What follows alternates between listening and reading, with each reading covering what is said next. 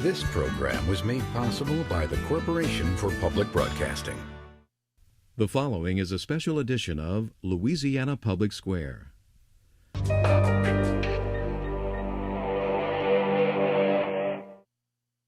Support for this program is provided by the men and women of the Louisiana Forestry Association. Through sustainable forestry, LFA members promote the health and productivity of Louisiana's forests for generations to come. And the Foundation for Excellence in Louisiana Public Broadcasting. On April 20th, 2010, the Deepwater Horizon drilling rig exploded, killing 11 workers and setting into motion what some have called one of the nation's worst environmental disasters. As oil began making its way toward shore, 10 public broadcasting stations along the Gulf Coast joined forces to provide continuing coverage of the spill's impact. For WWNO, I'm Eileen Fleming. From Pensacola Beach, Florida, I'm Ted King. For more than 12 months, these GulfWatch reporters have tracked the oil and its influence on the landscape and livelihood of their states. Today, with the capping of the well nearly a year behind them, GulfWatch partners from Louisiana, Mississippi, Alabama, and Florida join with citizens and representatives from government and industry to discuss how the Gulf Coast is coping and recovering beyond the spill. Hello and welcome to Beyond the Spill, a GulfWatch special report. I'm Beth, Courtney, CEO of Louisiana Public Broadcasting. And I'm Shauna, Sanford. Thank you so much for joining us tonight for what we expect to be a very lively and enlightening conversation about issues still affecting the Gulf states more than a year after the massive oil spill in the Gulf. Well, one of the tenets of public broadcasting is that the sharing of information is vital to a democracy. The GulfWatch partnership is a terrific example of this. The GulfWatch initiative brought together 10 public broadcasting stations along the Gulf Coast to provide continuing coverage of the issues, policies, and controversies surrounding the Deepwater Horizon oil spill. Since the disaster occurred, GulfWatch reporters from Louisiana, Mississippi, Alabama, and Florida have shared over 350 stories online. Tonight, several of these GulfWatch partners continue the discussion here in our LPB studios. Moderating the conversation is Shauna Sanford with LPB's News and Public Affairs Department. Thank you so much, Beth. Well, along with those GulfWatch reporters in our studio tonight, we also have representatives from Louisiana's fishing industry and a coastal wetlands specialist. We also have a very distinguished group of panelists. In studio with us is Don Briggs. He's president of the Louisiana Oil and Gas Association. Dr. Ed Overton is professor emeritus at Louisiana State University's Department of Environmental Sciences. And attorney Jeffrey Breight is a member of the plaintiffs' steering committee in the BP litigation. And also joining us from New York City is Ken Feinberg, the administrator of the $20 billion Gulf Coast Claims Facility. And I want to welcome all of you here tonight. It's wonderful. We're going to have a great discussion. But in order to get this ball rolling, to our panelists, right off the bat, I want to get very short, rapid-fire answers from you. More than a year after the spill, what's the biggest amount of progress you've seen? What area of progress have you seen? And what's the biggest problem that you've seen? And I'll start with you, Don. The good news is that we have 2 containment systems in place, and that's good, and we're getting permits. The bad news is we have 33 rigs drilling in the Gulf of Mexico today, and prior to Macondo we had 61, so thousands of jobs that are not being filled right now. Dr. Overton? Well, from an environmental perspective, last summer at this time we had well over 1,000 miles of our coastline was heavily oiled. Tourism business was affected, as well as the oyster fishery. This year, the total amount of heavily oiled coastline seems to be something on the order of 10 to 20 miles. So it's a massive difference in the amount of oil on the coastline. We won't know the total amount of environmental damage for several years. We're in the studies, but it's just amazing to me how our environment bounced back to a significant extent. Okay, and Attorney Breight. From the lawyer standpoint, the positive news is we have a very good federal court system and a very good judge who has given us a February trial date of 2012. So this will not be an Exxon Valdez. It'll get stretched out over years. The pressure on BP will be immediate. The bad news is my next panelist, who's on satellite, has been a little slow on the interim payments. There are a number of people, thousands of them in the Gulf, who are still waiting for money, who suffered greatly in 2010 and that's got to be improved rapidly. Okay, and Ken Feinberg, biggest area of progress, biggest problem that you have seen so far? Biggest area of progress, of course, the success of the facility in paying out $5 billion over 11 months to satisfying over 300,000 claims. I share the concern of Jeff Breight. The work yet to be done, there are people hurting. We've got to continue to do what we've been doing in getting the money out as fast as we can. The newspaper accounts say that the Gulf area is bouncing back, and that's good news.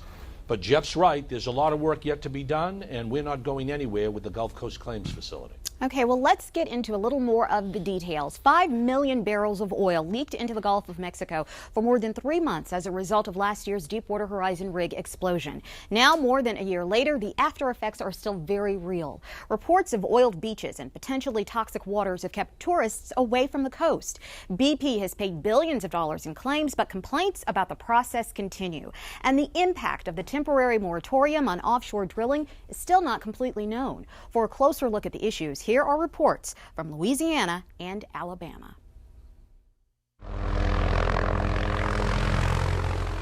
For stakeholders in the oil and gas industry, the proof is in the numbers. Last year's BP oil spill shut down drilling activity in the Gulf of Mexico's deeper waters for 10 months. Today, drilling permits are finally being issued, but only at half of the pace of 2 years ago. Currently today we have 33. A year ago we had 16.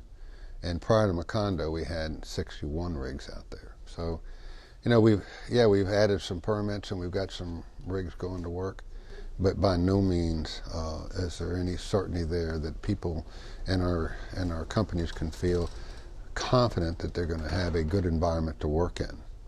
Aside from a lack of permits, investments are also down due to the new regulations, according to Don Briggs of the Louisiana Oil and Gas Association. It took 314 days from the time the federal government issued its moratorium in deepwater drilling to the day it issued its first permit. That was back in February. During that time frame, President Barack Obama's administration created the Bureau of Ocean Energy Management, Regulation, and Enforcement. What a lot of these regulations have done was really narrow the scope of who can operate out in the Gulf.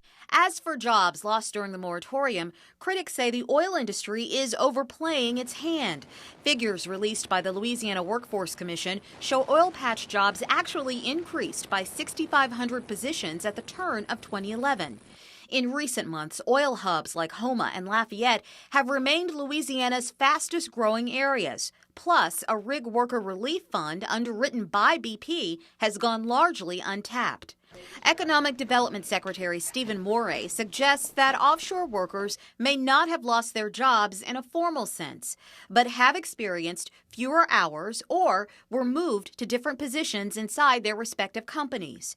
Additionally, the impact to a wide variety of service industries may be going underreported, according to Moray. That means, for at least the time being, that the impact of last year's spill on the oil and gas industry has certainly been felt, yet it also remains difficult to quantify. Well, it's absolutely true. The BP oil spill has obviously been one of the biggest impacts in Louisiana in many years. Part of it, obviously, an accident, but the after effect, the impact of the drilling moratorium at the federal level was at least as big, if not a bigger, economic impact on the state.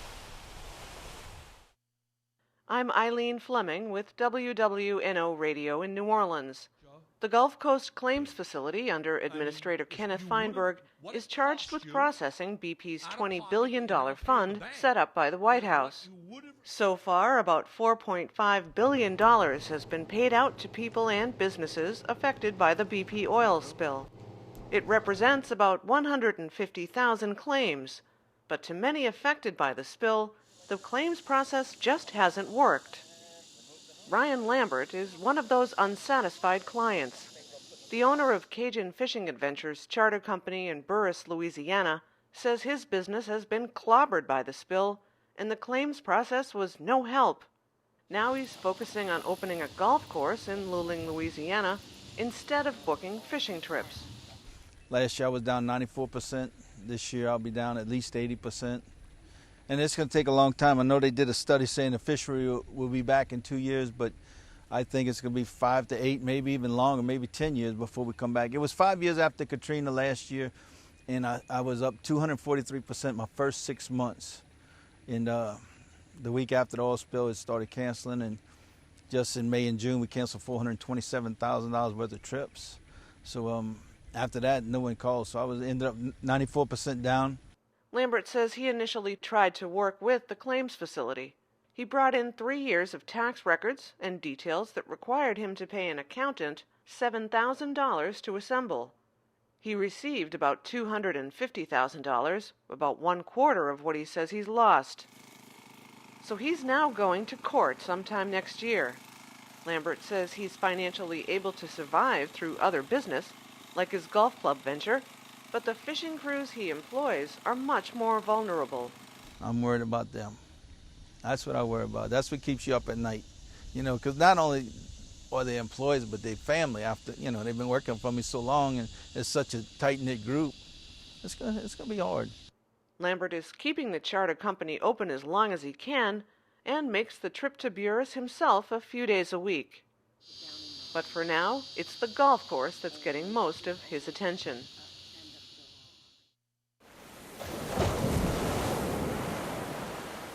Occupancy rates in the more than 90% range for the 4th of July weekend on Alabama's Gulf Coast may mean a return to normalcy, a vast change from last year, which became the lost summer.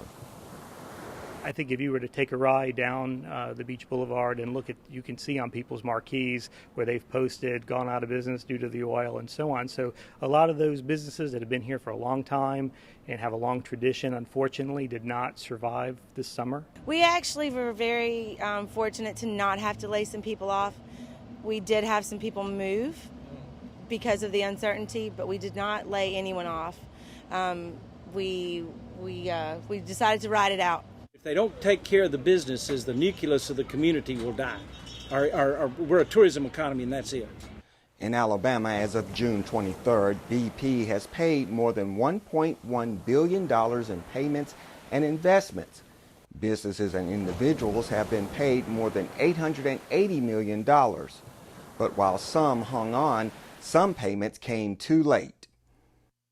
A lot of us, we lost our jobs when the oil hit the beach due to cancellations and stuff like that. And I filed a claim with BP. And, they gave me like a little emergency check for like $1,750 or something. And then I never received any more after that, so I filed another claim with Gulf Coast Claims Facility on August 23rd. And an emergency claim, and I have not received a dime. It's been almost 7 months. Gulf Shore's and Orange Beach tourism figures show signs of a tourism recovery. The latest figures show occupancy rates from March through June are up 4.5% for hotels and condos. But with tourism dropping some 30% last year and charter boat revenue 1/5 of the previous year, add along with it the recession, it will be a tough road recovering economically. John Beans, Alabama Public Television. And of course, we want to thank all of the reporters for those great reports. And as we get into our discussion, I want to welcome Garret Graves to the conversation. He is joining us via satellite from Pensacola, Florida. He is with the Gulf Coast Ecosystem Restoration Task Force. And Garret, it is great to have you a part of this discussion. Well, thank you very much. I appreciate the invitation to be here.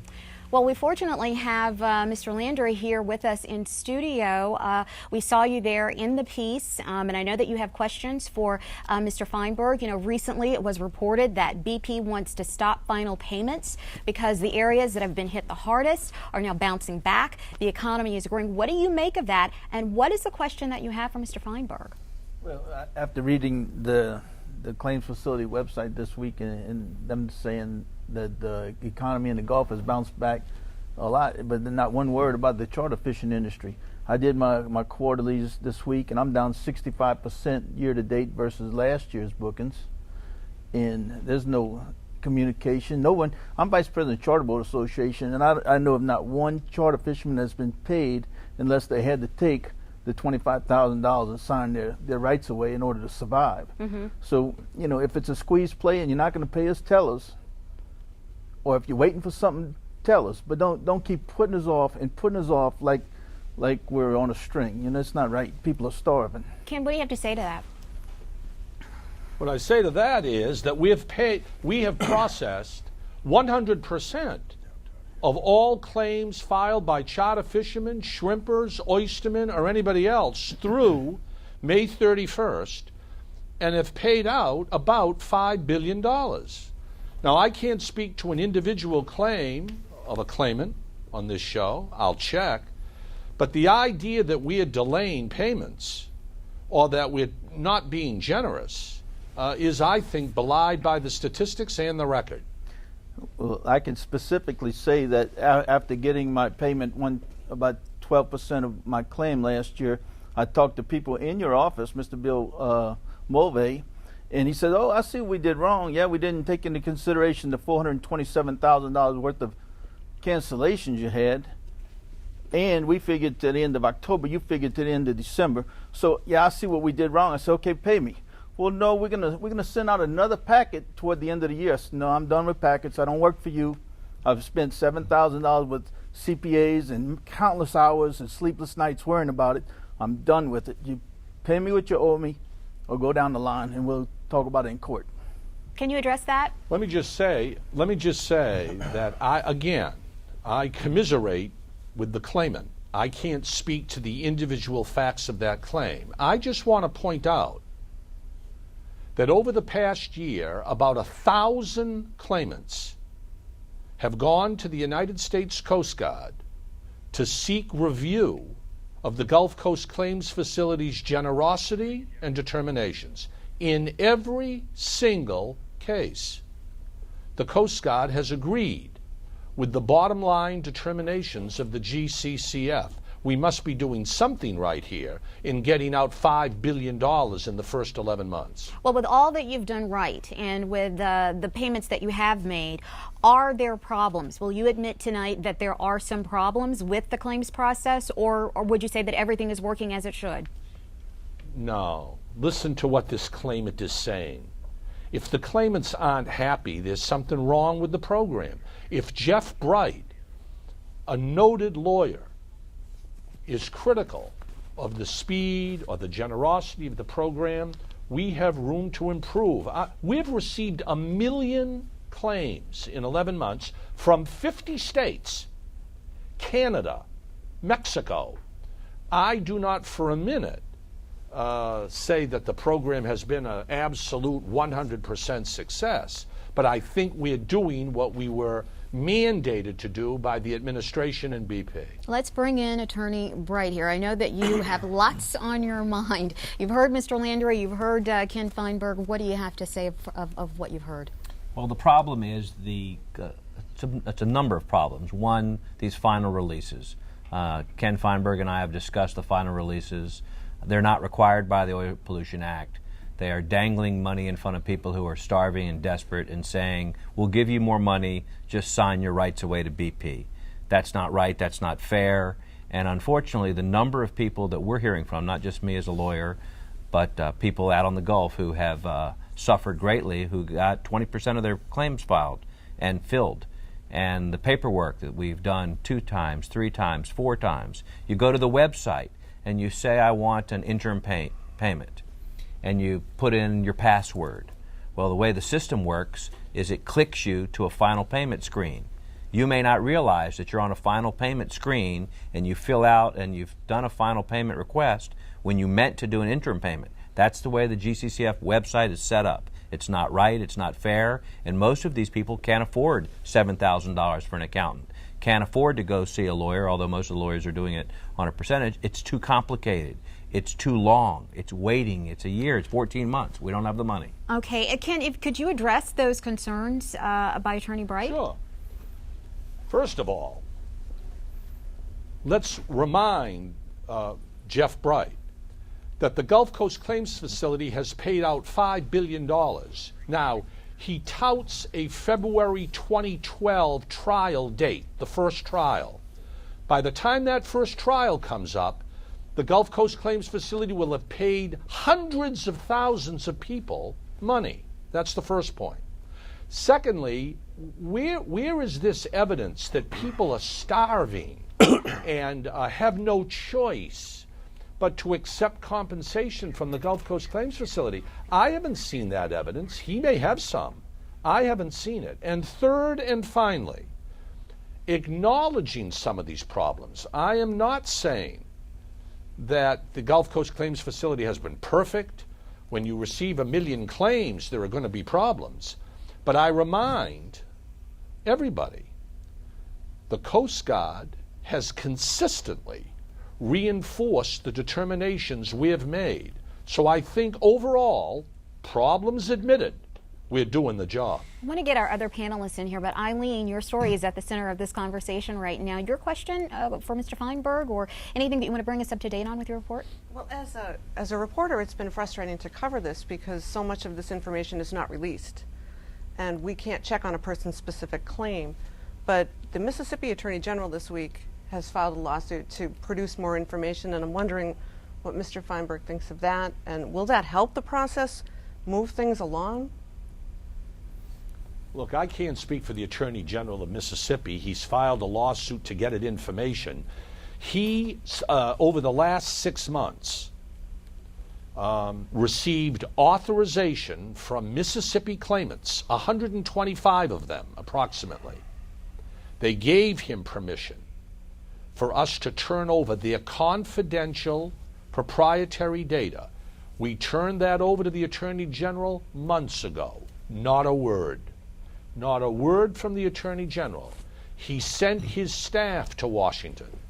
We gave his staff a thorough briefing as to how we go about processing the claims. They expressed support for that process. They understood. They thanked us. Now there's a lawsuit. We'll answer the lawsuit in court.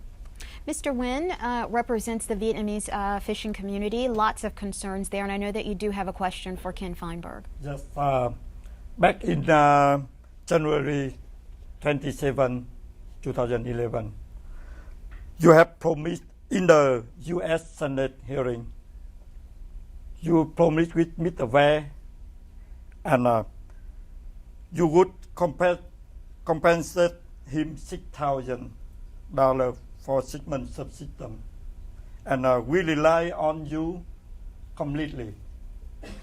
So we didn't ask you to put in writing. It has 6 months, have been 6 months, and Mr. Ware hasn't received that check. This is about the subsistence payments, Yeah, correct? The subsistence, which is very vital to your community, where you share in the resources that you all get. Is that correct? Yeah, that's correct. Mr. Feinberg, can you address the whole subsistence issue of the Vietnamese fishermen? Yes, the Vietnamese fishermen have a valid subsistence claim. We've developed a formula that takes into account the fact that Vietnamese fishermen retain a certain percentage of their catch and live off the Gulf. We will and are paying those subsistence claims. If we haven't paid all the Vietnam fishermen who have filed recently subsistence requests, we will honor those claims. Rhonda, I'd like to bring you in here because I know you've got a question for Jeffrey Breight here about the claims process. Yes, for Mr. Breight and for Mr. Feinberg, yes. Maybe if they can both jump in. But our Mississippi Attorney General, Jim Hood, did file the lawsuit this past week requesting the opening of all the files. Basically, he requested all the claims to be opened. And I'm just wondering with Mr. Breight if those, the timing on those claims, especially there are people who are ill and they're relating it to the oil spill, when we see those coming up in court, when they'll get some response on that. And also, for Mr. Feinberg, is there going to be response to the claims on the health issues? Actually, Ken Feinberg and I talked about this last week when we were in New York together. I don't think that you're going to see the injury claims caused by the dispersant as a part of this process. In fact, it's specifically excluded from what the GCCF is required to do. So I don't think that's going to fall on Mr. Feinberg's lap. Unfortunately, because of the way the litigation progresses, most of those people who are suffering from neurological injuries from the dispersant probably will not see any kind of justice until at least the summer of 2012. We're trying to work with Mr. Feinberg and the GCCF and BP to try to get these people help, get them tested, get them in front of doctors who can see them, because most of the people that were working in the Gulf helping after the spill don't have the money to see the doctors they need to. Hopefully Ken can answer that as well. No, we are in the process right now of asking the medical and scientific experts to give us sort of a report on the medical condition of those who claim injury, physical injury, due to the dispersants. And we will take a look at that and render a decision on that. I do want to say one thing about the representation that the Attorney General of Mississippi is asking for all of the files. I think that is a terrible idea. There are thousands and thousands of people who filed claims with the understanding that their personal information would be kept confidential by the Gulf Coast Claims Facility, that their proprietary information about their business would not be turned over to any government entity. And I think this idea that the Attorney General in his lawsuit apparently wants all of the files with all of the confidential information that was submitted to the Gulf Coast Claims Facility is not sound public policy, and will surprise thousands of claimants who gave us information on the understanding it would remain sealed with the GCCF. I don't want to belabor the point because I want to bring the other reporters and the other guests here, but Ken, isn't the basis of that lawsuit about transparency? And I know that when we spoke not very long ago, we spent quite a bit of time talking about transparency. And at that time, you said that in fact there were some issues with transparency and you were working to make some changes. Have you made any changes? We have 700 people that we've added to the local claims offices in the Gulf to meet with individual claimants and help address their individual claims so that they can talk to a live body and get information. And I think we've made important improvements in helping claimants understand the status of their claim and why they're receiving the compensation that they're receiving. We have also changed the correspondence that goes to claimants, that provides claimants with much more specific detail on the basis for the GCCF telling them that they need more information or that they've rejected certain documentation. I think there's much more openness and sunlight than there was 6 months ago. I acknowledge that we needed more transparency. Right. I think we've done that. Okay. Jeremy Alford, you produced one of those reports about the oil and gas industry and the moratorium, and we have Don Briggs here. What was it that you found out about the impact of the moratorium?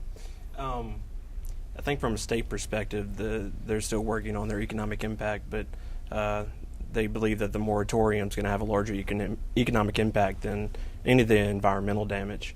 One of the more interesting things that happened recently is that 10 companies in the Gulf have put together $1 billion to create their own nonprofit well containment system. My question to you is, do you think that would have happened without shutting down the entire Gulf, without issuing a moratorium? Do you think industry would have been as proactive? I do. I absolutely do. We always felt it was the wrong thing to do to shut down the entire Gulf of Mexico when the Macondo had its blowout. The industry has always responded to areas that we've had problems with or difficulties with, and there's no question in my mind that we would have responded, and we would be in the same place we are today with containment systems, some new guidelines, some new rules. We'd be right where we were before without shutting down the Gulf of Mexico. And Mr. Don, if you don't mind, Sure. Follow-up question for you is, if you look at the job numbers, they don't bear out. But we do have proof of Briggs moving to other countries from the Gulf. Right. There is a paper trail showing that these jobs and that business is moving. Why don't you think we've seen it bear out in the job numbers? Well, our companies have the capability of moving their people to other areas. And for instance, like in North Louisiana, the Haynesville Shell area was at its peak, and a lot of rig hands worked there. There, roughly in the Gulf Coast, a study that was just released showed that there's approximately 25,000 direct jobs in the states of Mississippi, Texas, and Louisiana, and Alabama that have been impacted. But that's spread out, and so you don't really see it as direct here in the state as we thought we would say. But you know, the reality is we have 33 rigs out there, and prior to that we had 61. So there's a big difference, and that's a lot of people and a lot of jobs. Thanks. Jill, I'd like to bring you in on this discussion. Florida certainly has been involved in this whole discussion about offshore drilling. Florida doesn't want it. And I know that you do have questions for Don Briggs. Well, I think in talking to people over the last year, I think one of the greatest concerns is opening up drilling more. There's a lot of controversy over should we do it, shouldn't we do it? And I think people want to know what assurances do they have that it's safe, that this kind of tragedy won't happen again, that their lives and livelihoods won't be destroyed or just the same kind of tragedy. I'm a Florida boy. I'm born and raised in Miami, okay? And I've always been a proponent, naturally, representing the industry to be able to drill off the coast of Florida.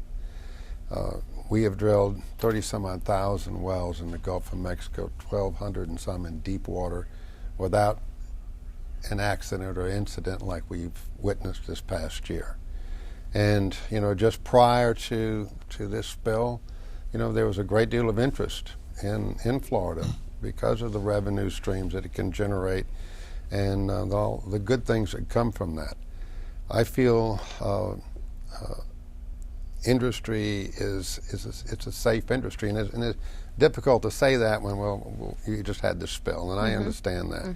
But we also have these containment systems in place now. We have some better, stronger guidelines so that we don't have the kind of decision making that took place that led to Macondo. And I think that we can easily say and comfortably say that it would be safe to drill and is safe to drill in the Gulf of Mexico and off of Florida as well. Shed, what about tourism, where you're from? What are your concerns there?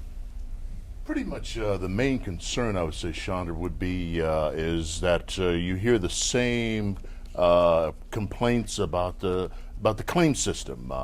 Businesses wanting to be made whole, but that was pretty much Alabama's main impact was the amount of claims. And one question I would have for Mr. Feinberg, if he would indulge me for a second, if someone shows you an instance where there is a problem with the claims process, are you open to tweaking that process? I'll say we've been tweaking this process for 11 months.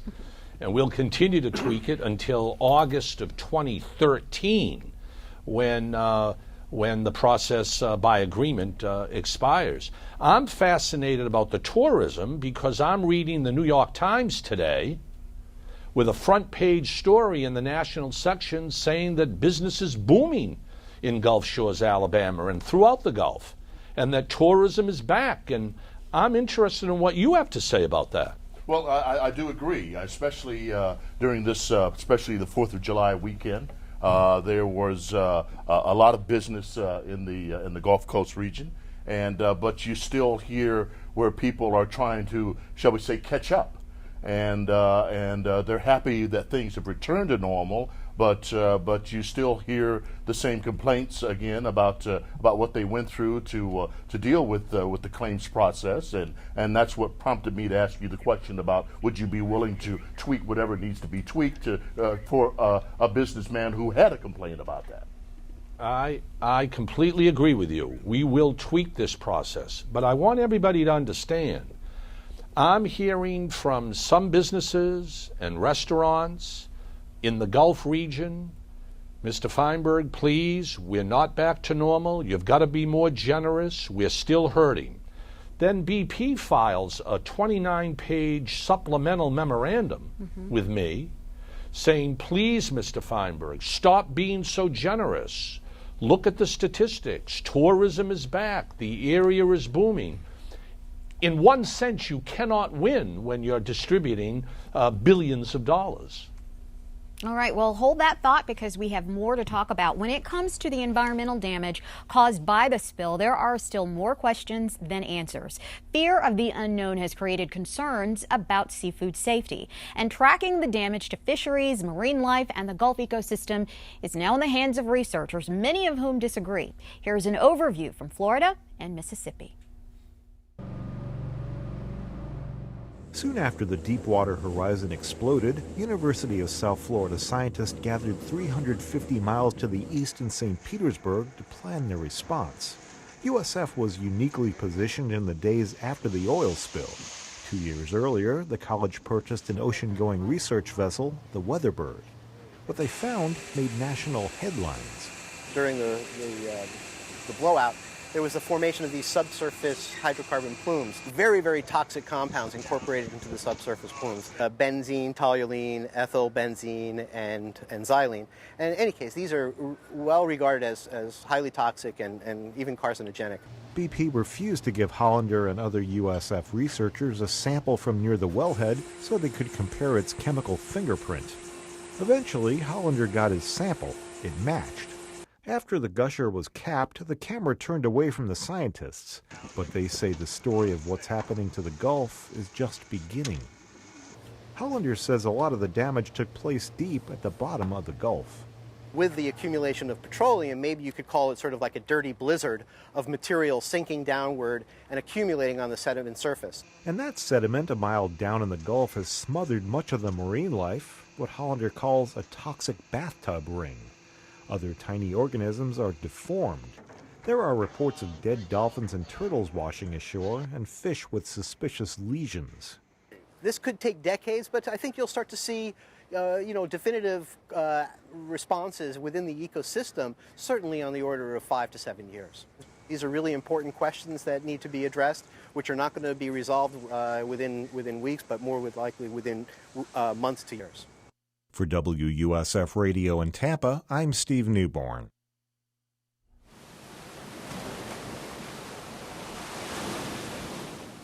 Shirley Tilghman has lived on the Gulf Coast for 48 years.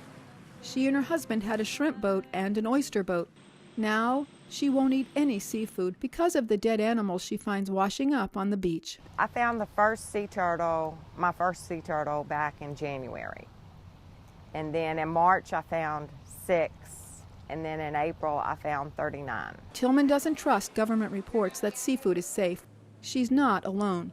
A recent survey done at the Gulf Coast campus of the University of Southern Mississippi found half of those questioned think they're getting biased information about seafood safety. 35% said they're leery of buying Gulf shrimp because of the oil spill. 40% said they trust state government. And half said they trust NOAA and EPA. Professor John Lambert says that's part of the reason consumers are buying 30% less shrimp. It means that you have a significant number of people right now who either don't care or mistrust people from the federal government, having anything to do with the federal government, including NOAA and EPA.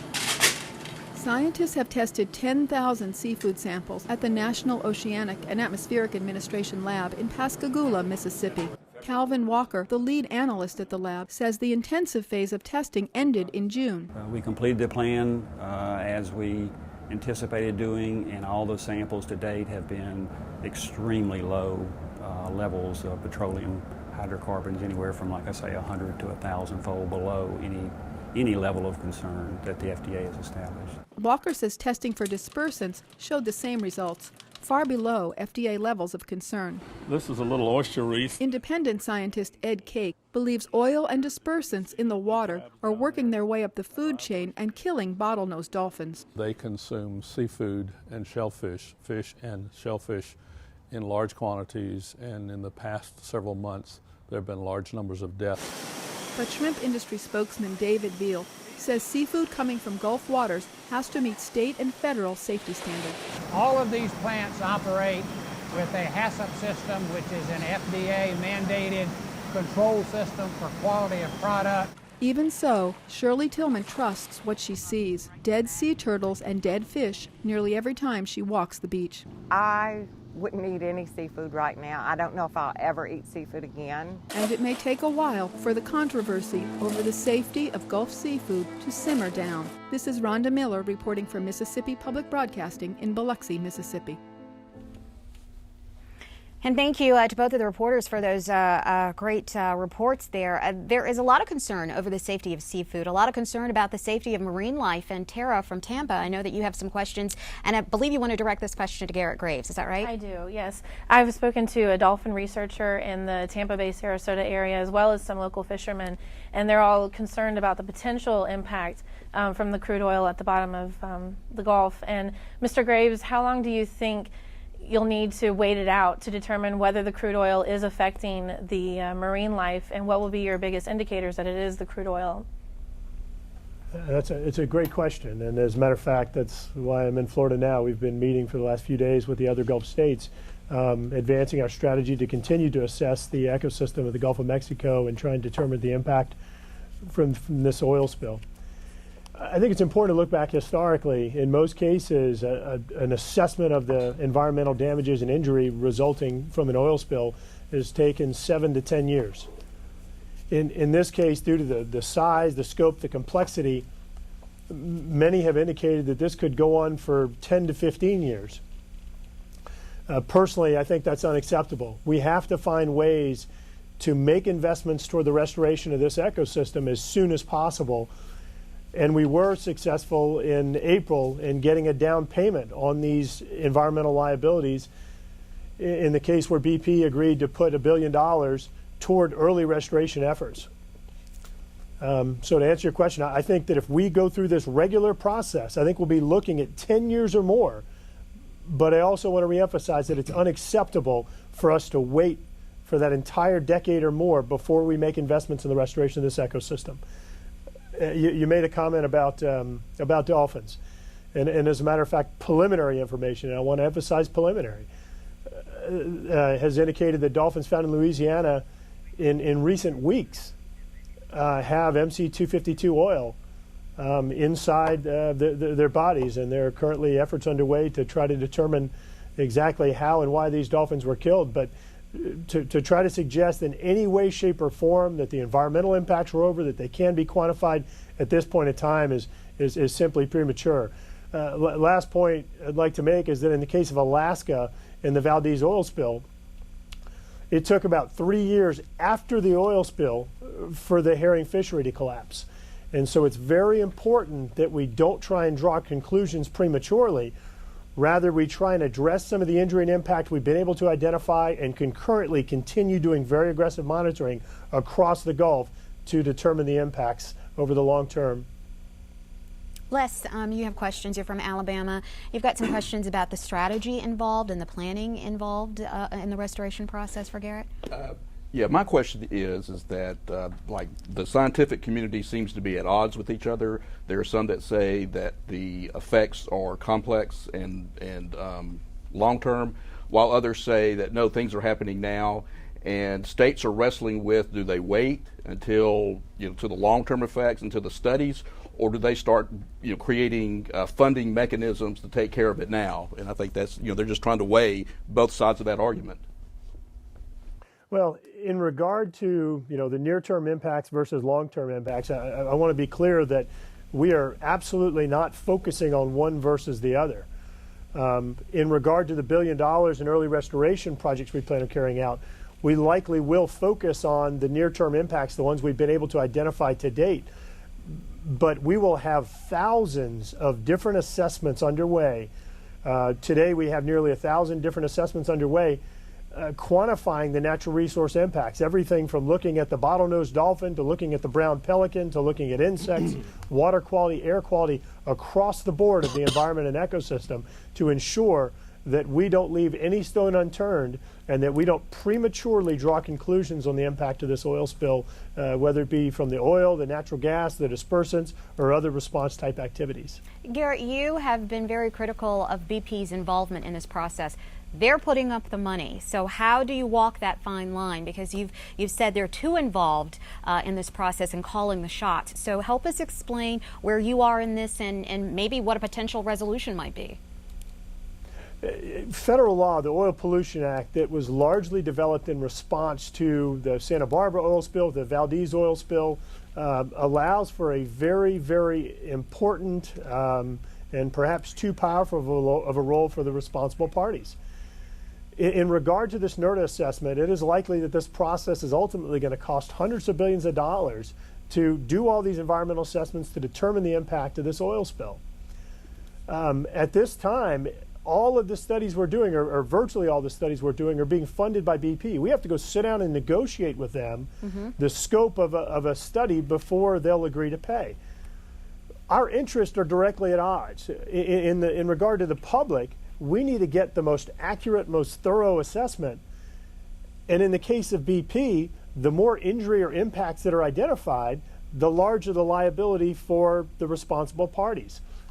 So there's direct tension or odds in terms of interest in this negotiation. If we say, hey, look, we want to go evaluate the impact of the Benthic community adjacent to where the wellhead was, they may say, well, hey, why don't you go over and go look around West Texas? Because they don't want us to quantify those impacts because they're ultimately liable for them.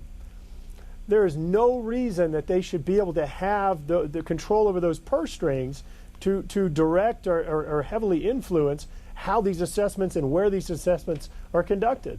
And I just want to be clear, you mentioned the NERDA process, and just so everybody is clear, that is the natural resource assessment process that we have to go through. Just want to make sure that everybody understands the language that we're speaking here. Dr. Overton, I want to bring you here in on this because there is some tension. I mean, he laid it out. We're at odds with each other here. So how do we make process? And for you, what is the biggest frustration?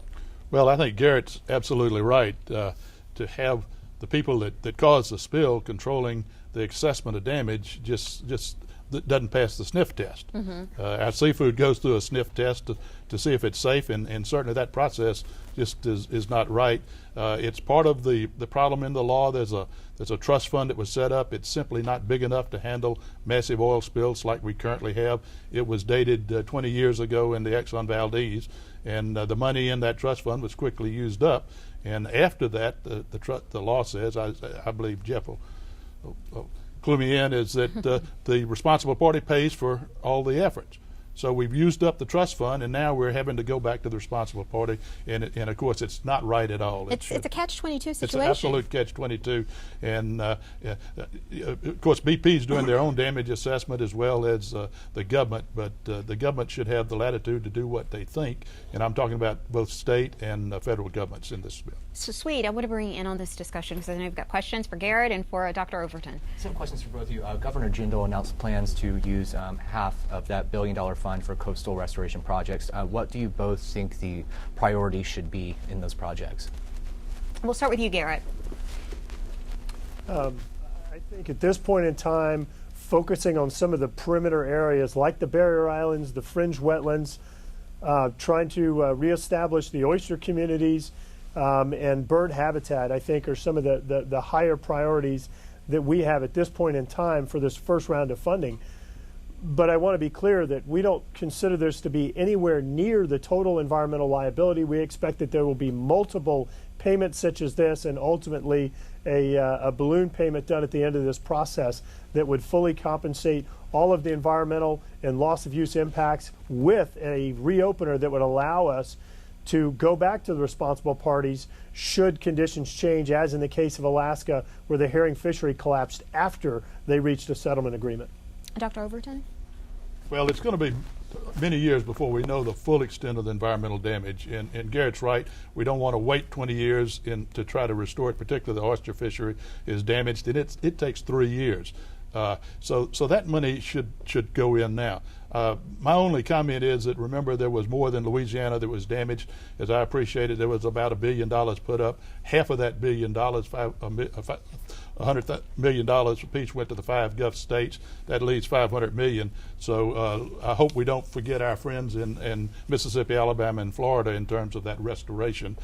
We're all in this together. We need to work as a team and stick together and go in litigation together, not we don't want Louisiana to be by itself and fighting against Alabama and Florida. So I just hope that we recognize that all our Gulf states, I grew up in South Alabama, and basically what happened last year is that people expect an income, and they went without a year without an income. So they may be getting income this year, but what about last year? And so all of those folks need to be made whole, and there was significant damage in Alabama and the Gulf Coast because there's a gap, and that's what everybody's been saying. You guys got a gap from the money that you didn't have last year, and I'm not sure that's effectively being resolved with Mr. Feinberg.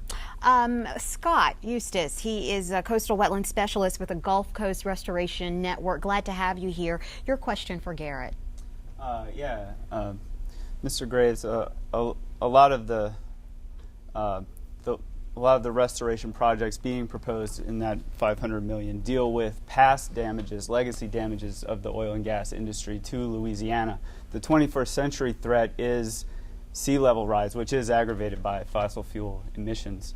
I guess Louisiana wants to be a global leader in restoration technologies. What kinds of restoration science, restoration technology is Louisiana developing to be able to export these technologies to other places, dealing with the same sea level rise issue? That's a very, very good question. Looking comprehensively at coastal Louisiana, the challenges we're facing in terms of resiliency is probably financially quantified at the tune of about $100 billion. We are somewhat the canary in the coal mine in terms of coastal sustainability in the world because of the relative sea level rise we're experiencing from the compaction, the subsidence of our coastal area. We are experiencing the effects of sea level rise today. And so what we've had historically is all of these stovepipe or disparate research efforts. We are working right now with the private sector, with academia, and many, many other entities in Baton Rouge and New Orleans in establishing a Water Resource Institute that is designed to be the Deltaris of the United States, which is the Netherlands water resource entity, where we will have a private independent entity that will be working, doing research, aiding us in our coastal resiliency goals. And also, it will be an independent entity that will be able to hold us accountable to the progress we're making, to the milestones, to the goals. And we will be making a major announcement later this year on the establishment of that Water Resource Institute. Okay, thank you so much for that. Now, Dr. Overton, you mentioned the sniff test and how that applies to seafood, and we have some gentlemen in this audience who are very, very familiar with the seafood industry. We have Byron Oncolade, who represents the oyster harvesters, and Clint Guidry, who represents the shrimpers, and we have Ken Feinberg with us still. Explain to us where you all are in this process a year and a half, or more than a year after the spill. Mr. Oncolade, I'll start with you. Well, first of all, I'd like to address the claims process in our community. Mr. Feinberg saying they're going to be there, but yet we have claims offices are closing. So, and then fishermen are still not being paid, especially when you look at our community that lives and dies off of the oyster industry. Our oyster beds right now, the early tests are showing that we have no little oysters, no reproduction. And of course, like, Mr. Graves has just stated, we don't know the cause of it. So this assessment is going to go on and on. So, I mean, I'd like to hear him address that. Why these claims offices are closed? We are isolated communities. We live and die off of this. Okay. Can you give us an answer? Two answers. First, to the extent that we have closed or anticipate closing certain claims offices, strictly because minimum traffic, just nobody is showing up at those offices. We're going to keep offices open in the region so that those can go and to other offices. And even as to the offices we are closing, because of concerns, we will likely keep those offices open at least 1 or 2 days a week to handle even minimal claim traffic. As to the oysters, I do think that we will announce in the next week or 10 days a proposed new oyster methodology to deal primarily with those leaseholders who have oyster leases that are problematic, dead beds, concerns about the future. We will increase payments to those oyster leaseholders to deal with that problem that's just been raised. And we're running short on time, but I want to make sure that we do get your concerns in, Mr. Guidry, about the shrimpers. My concerns with Mr. Feinberg is similar to what Byron said.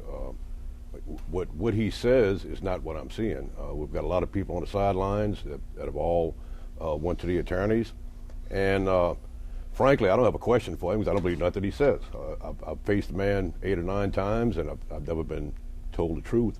So I don't expect that he's going to be ready for that yet. He's not ripe yet. I think that's a legal term. The next couple of years, when he doesn't make any more movements on some of these well-documented claims, maybe then he will. If not, we'll see you in court, Ken. And does Mr. Guidry represent the clients you represent? Well, one of the problems, I think, and Ken understands this, if you go to a Northeast restaurant, there's no longer Gulf shrimp on the menu. No one buys Gulf shrimp. No one wants Gulf oysters. No one wants seafood from the Gulf. Those processors, the shrimpers and oystermen down here in the Gulf who have sold their product and distributed up north have no buyers. And so when you say the economy has improved, you have to understand that no one is buying the seafood from the Gulf. It's kind of like the mayor from the town in Jaws. No one wants to cry out and say, hey, we've got a problem, because no one will be able to sell in 2011. But it's a big problem. We cannot sell the shrimp and oysters and seafood. I would like to say one more thing about that. Yes. You know, because there was a couple of issues came up about perception. We're short on time, and though. NOAA. Garret just made a comment about finding dolphins with oil, although preliminary. Yes. For the last 2 weeks, I've been battling people, NOAA, saying that Trump has killed turtles. I mean, this is ridiculous. That's why the way this was done last year, when the announcement was made about the first week in August that 75% of the oil was gone, and the American public just didn't want to be jerked from that to this, and everything's fine, it's okay. And I fault the government, for that, really. And I just think that it's going to take a long process. It's going to be a long process. It is going to be a long process. We regain our markets and our prices. Right, and as I said, before we ever get any money from Ken Feinberg. Okay, all right. We're going to have to let that be the last word. Thank you all so very much for being here. Appreciate your time. That is all the time we have for this GulfWatch special report. I'll be back in just a few moments with a few closing comments.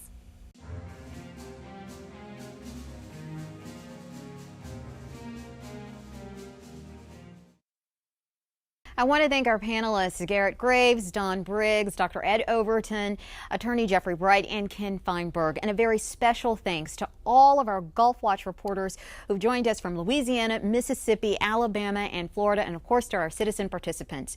Remember, you can continue following the recovery of these states at the GulfWatch website. The address is publicmediaexchange.org. And while you're there, search for stories by state, station, or reporter. Thanks so much for watching, and have a terrific night.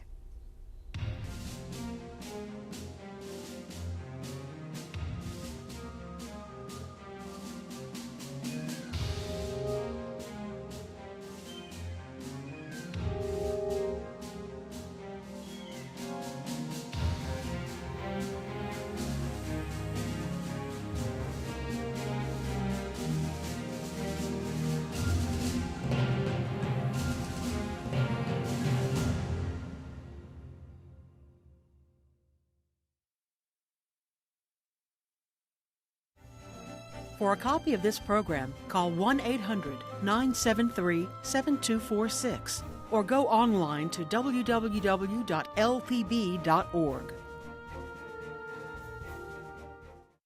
This program was made possible by the Corporation for Public Broadcasting.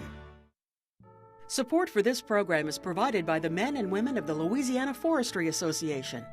Through sustainable forestry, LFA members promote the health and productivity of Louisiana's forests for generations to come. And the Foundation for Excellence in Louisiana Public Broadcasting.